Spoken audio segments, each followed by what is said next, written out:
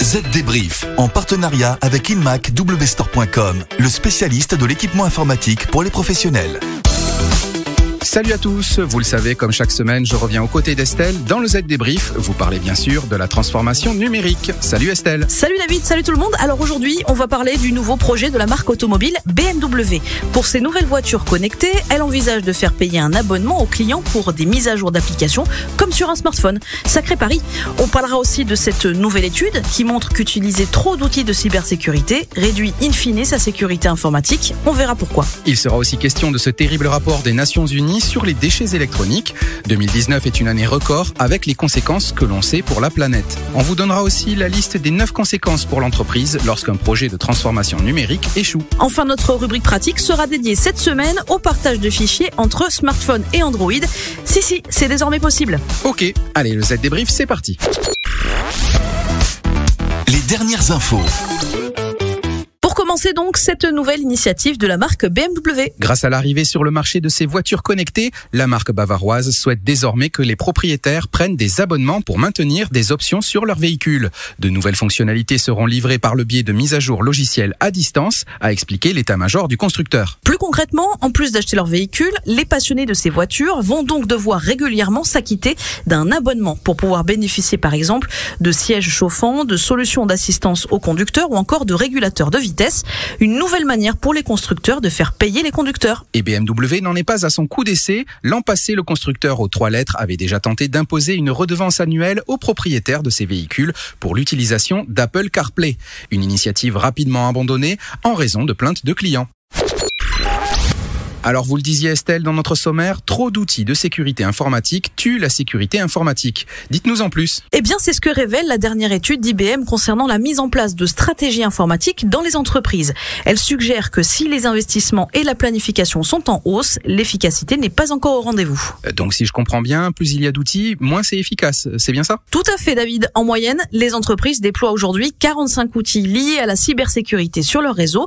Le problème, c'est que l'utilisation d'un trop grand nombre de ces outils peut empêcher la détection des attaques, mais aussi limiter la capacité à s'en défendre. Bref, on marche sur la tête. D'autant que la note à la sortie est plus que salée. Oui, puisque selon l'étude, bien que les outils soient nombreux, un manque de planification et de tests de réponse aux incidents peut entraîner une facture de dommages et intérêts astronomique jusqu'à 1,2 million de dollars. Effectivement, à ce prix, mieux vaut pour ces entreprises revoir leur stratégie. Et maintenant, parlons des résultats d'une autre étude, une triste étude puisqu'elle concerne l'explosion des déchets électroniques. Et oui, selon un nouveau rapport des Nations Unies, la quantité des e-déchets produits dans le monde en 2019 a atteint le chiffre record de 53 millions de tonnes. Vous imaginez, c'est l'équivalent en poids de 350 navires de croisière de la taille du Queen Mary 2, l'un des plus lourds paquebots de la planète. Soit une augmentation de plus de 9 millions de tonnes en seulement 5 ans. C'est énorme et terrible, parce que s'ils sont mauvais pour la planète, ces déchets le sont aussi pour nous, les humains, car ils peuvent contenir des substances toxiques et dangereuses, comme le mercure par exemple. Surtout, une grande partie de ces équipements ne sont pas recyclés et retraités. Écrans, claviers, smartphones sont de la partie, mais aussi des objets connectés divers et variés, du climatiseur à la webcam. Et dans le classement des plus gros producteurs de déchets, les champions sont européens.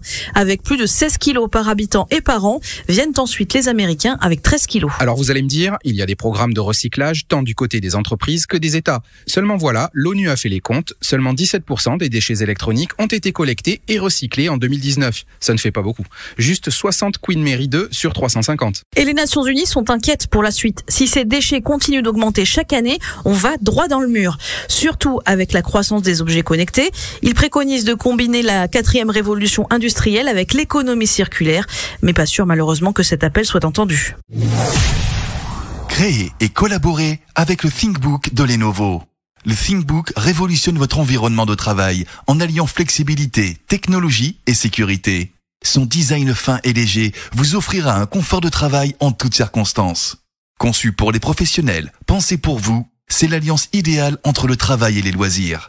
Découvrez les fonctionnalités ingénieuses du ThinkBook chez InmacWstore. Le chiffre marché.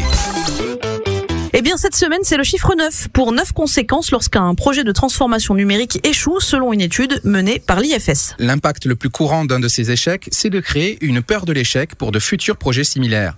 Plus alarmant encore, le deuxième impact pour plus d'un quart des cadres ayant connu un échec, c'est carrément la fermeture complète du service. Autre risque après cette peur de l'échec est la fermeture du département concerné, sans grande surprise et à égalité, la perte de la clientèle, la perte de part de marché et la perte financière. Viennent ensuite les licenciements et démissions, la violation des données clients. Aïe aïe aïe. Puis là aussi, rien d'étonnant, les mauvais choix stratégiques et le manque de temps. Bref, ce ne sont pas les 10 plaies d'Égypte comme dans la Bible, mais les 9 de la transformation numérique. Donc attention, mieux vaut ne pas se louper quand on se lance.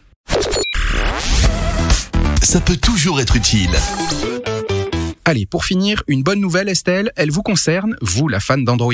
Sachez que le partage de fichiers entre smartphones Android, ça arrive. Google vient de déployer une version bêta de Nearby Share, l'équivalent Android du AirDrop d'Apple. Il permet donc le transfert de fichiers sans fil entre plusieurs appareils. Oh que oui David, vous vous doutez bien que je suis l'affaire de près. Mais pour le moment, ce service d'Android est en test, donc limité aux utilisateurs inscrits à un programme bêta. Malheureusement, je n'en fais pas partie. Ça va venir, mais sachez déjà que pour échanger des fichiers, il faut être connecté au même réseau Wi-Fi ou être à portée d'une connexion Bluetooth. Ensuite, les utilisateurs peuvent choisir de configurer Nearby Share pour que l'appareil soit visible par tous les contacts, certains contacts ou encore totalement caché. Moi, de ce que j'en sais, c'est que contrairement à AirDrop, Nearby Share permet aux utilisateurs de partager des fichiers via une application. Par exemple, si l'utilisateur partage un tweet, son destinataire se verra proposer de l'ouvrir dans sa propre application Twitter. Idem pour une photo, le destinataire devra ouvrir son application photo pour avoir accès à la photo. Nearby Share disposerait aussi d'un accès rapide sur les appareils qui en sont dotés. De quoi partager directement du contenu. Enfin, je demande à voir. Ah oui, d'accord. Donc vous, tant que c'est pas signé par Apple, vous faites pas confiance. Oh, tout de suite les grands mots, Estelle. Allez, le Z Débrief, c'est terminé pour cette semaine. Et n'oubliez pas, si vous aimez votre podcast, n'hésitez pas à le dire autour de vous. Et bien sûr, sur les réseaux sociaux. Bye bye. Z Débrief, en partenariat avec InMacWstore.com, le spécialiste de l'équipement informatique pour les professionnels.